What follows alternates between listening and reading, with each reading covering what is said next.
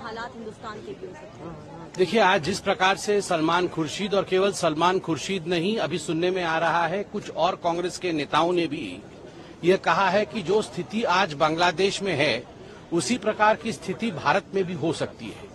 उन्होंने एक किताब लॉन्च के परिस्थिति में ये कहा है, किताब लॉन्च के इवेंट में कहा है।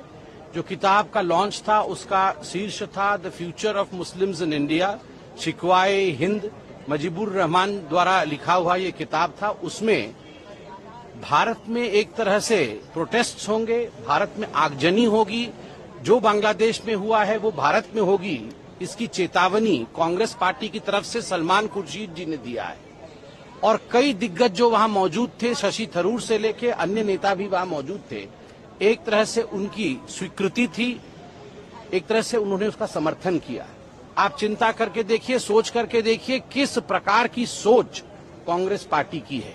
आज मुझे याद आता है जब पार्लियामेंट में खड़े होकर राहुल गांधी कहते थे कि इस देश में आग लगेगा, इस देश में दंगे होंगे, इस देश में प्रधानमंत्री जी के ऊपर हमला होगा। तो वो क्यों कहते थे? और जब विदेश यात्रा में राहुल गांधी जाते थे और कई लोगों से चोरी चुपके विदेश में जाकर मिलते थे और भारत के खिलाफ वहां कह के आते थे, तो आज मालूम पड़ रहा है आखिरकार मंशा क्या थी। यह बहुत ही गंभीर विषय है।